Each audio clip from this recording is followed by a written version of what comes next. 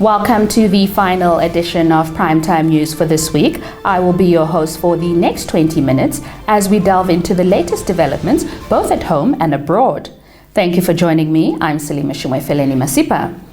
In tonight's leading story, Minister of Environment, Forestry and Tourism, Pohamba Shifeta, highlighted Namibia's proactive stance in tackling the pressing issue of deforestation.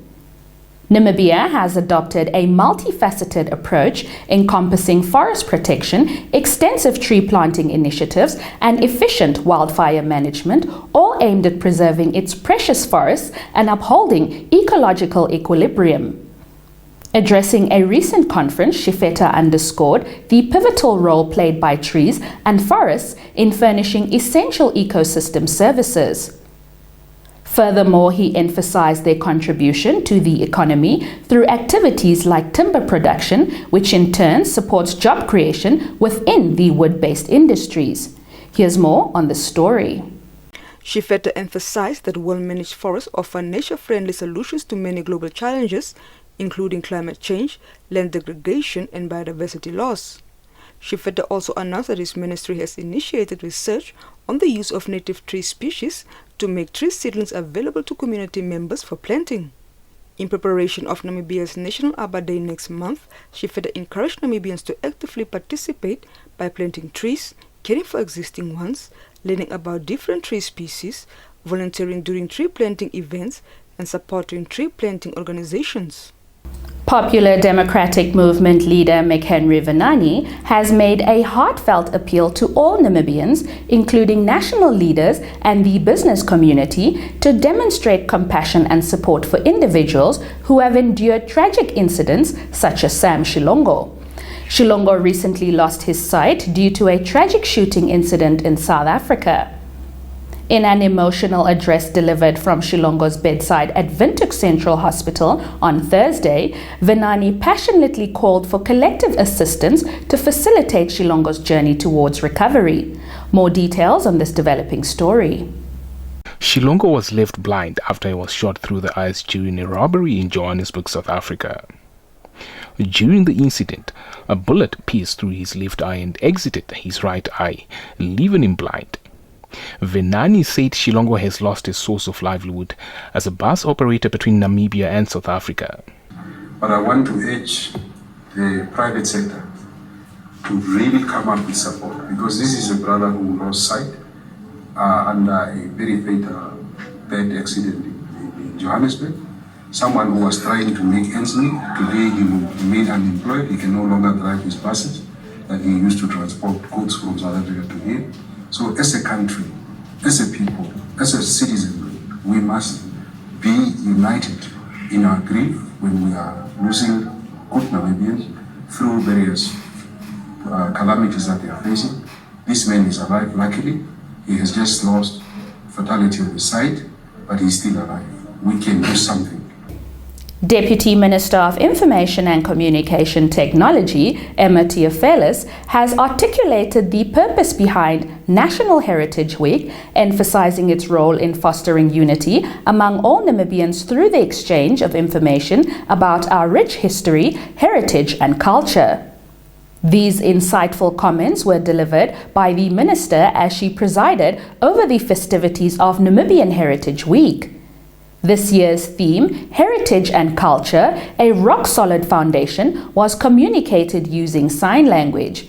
Isabel Bento brings us this report. In a statement issued to Primetime News by the Ministry of Information and Communication Technology on Wednesday, Theophilis emphasized that Heritage Week also promotes the preservation and protection of all cultural heritage in Namibia, regardless of Namibia's religious or ethnic identity. The Deputy Minister said this year's theme is fitting with the national motto of One Namibia, One Nation, which binds together and enables Namibians to communicate deeply and uniquely and to express themselves to the outside world, irrespective of their diverse culture, heritage, and tradition. She furthermore said preserving and developing the national heritage is of great importance because it serves as the foundation of Namibia's education, tourism, agriculture, recreation, innovation, and business in general. Deputy Minister of Industrialization and Trade, Verna Sinimbo, commended the Women's Action for Development, WAD, on Wednesday for its dedicated efforts in advancing the reduction of poverty and unemployment in Namibia. Sinimbo expressed her appreciation during the WAD 2023 Oshodonjupa Field Day and graduation held in Okahanja. She underscored to the graduating participants that their achievements marked only the beginning of new opportunities and endeavors. The minister passionately encouraged the graduates to maintain their determination in pursuing their future aspirations, emphasizing that this accomplishment should serve as a stepping stone, not their final achievement of this kind. Stay tuned for the business segment.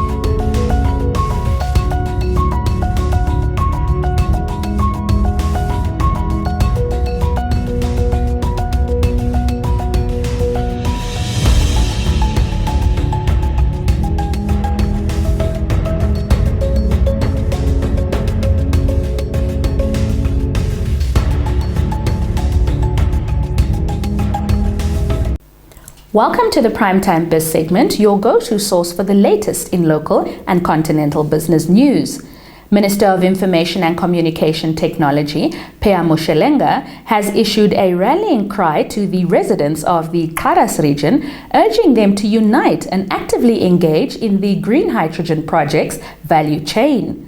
These encouraging words came during his address at the official launch of the regional campaign for national symbols in Oranienburg within the Karas region on Thursday. Moshelenga said unity is of paramount importance among the inhabitants of the Karas region as the country embarks on the monumental green hydrogen project, which holds the promise of transforming the energy landscape, creating new opportunities and driving economic growth. The minister further said that mining, tourism and fishing sectors are the pillars of the region's economy, and they too require collaboration and unity to flourish.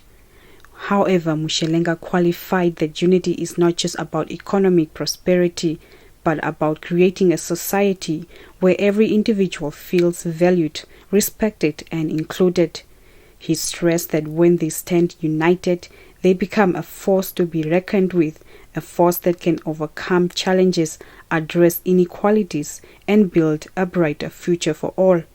He also urged the inhabitants of the region to embrace national symbols and to embody the values they represent.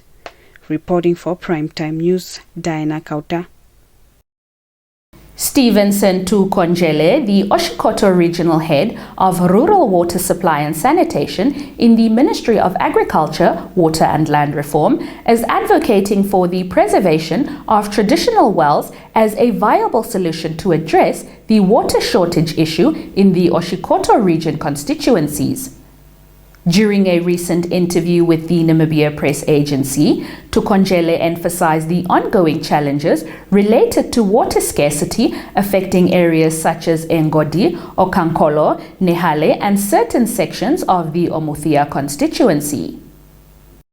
Tukonjele said the government is busy upgrading the canal so that it can start holding a huge volume of water to accommodate the demand for water as it is high this time of the year. He said from August the weather changes from cold to hot and people and animals get dehydrated. Plants need to be watered, and when the water comes from the main sources, it is already occupied severely, and when it reaches to Oshikoto region, it is fewer. Tukonjele is not certain when the challenge of the shortage of water will be resolved, saying the process might take time as pipes need to be filled first before it reaches these constituencies. In the meantime, residents are encouraged to maintain the traditional wells as an alternative source, and people should purify the water either by boiling it or using water tablets that they receive from Ministry of Health, he advised. He further said the ministry is also trying to get tanks to transport water to schools and clinics in the meantime, adding that it is a very hectic and costly exercise as there are no proper roads. Reporting for Primetime News, Diana Kauta.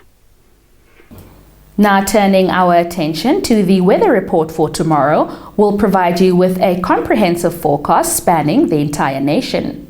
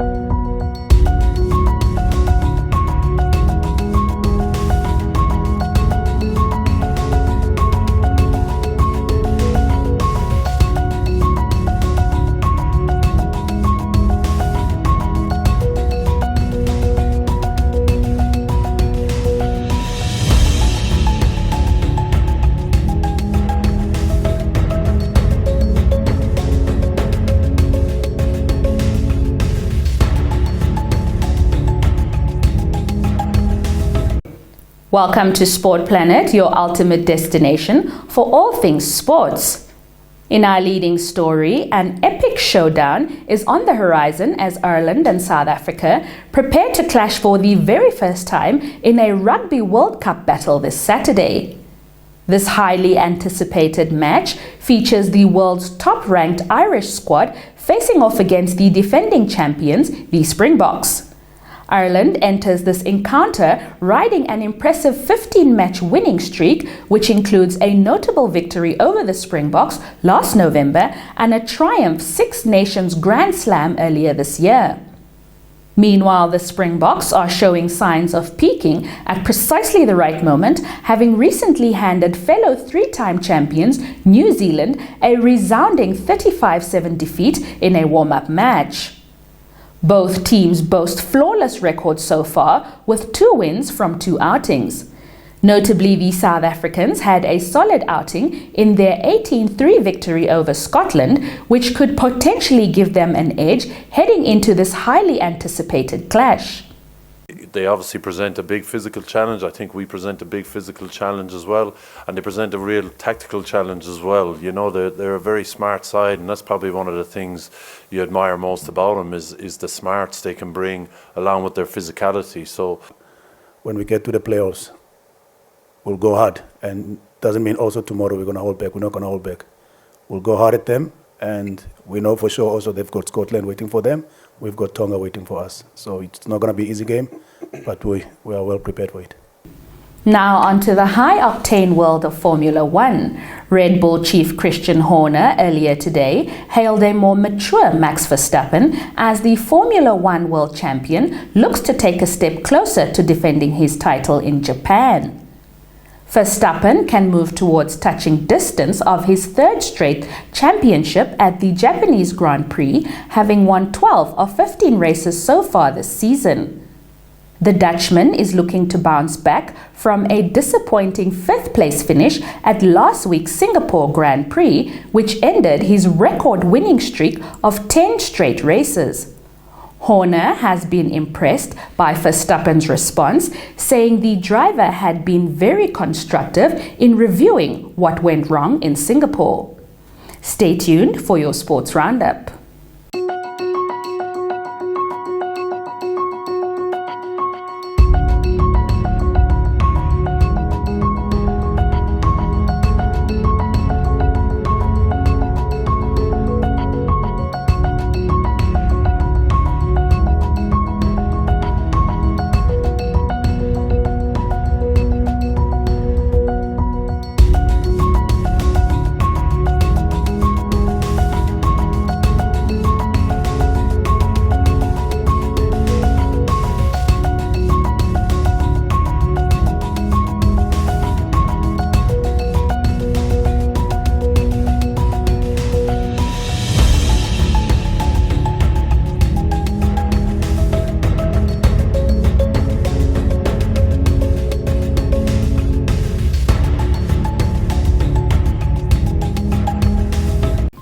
That concludes our broadcast for tonight. We appreciate your viewership. Before we bid farewell, a friendly reminder that to become a part of the larger Nampa TV community, just follow the on-screen instructions to subscribe to our channel. Additionally, please remember to like and share our content, and don't hesitate to engage with us in the comment section. Your active participation plays a vital role in enhancing our productions. With that, on behalf of myself, Selima Shumwefeleni Masipa, and our dedicated production team working tirelessly behind the scenes, we wish you a good night.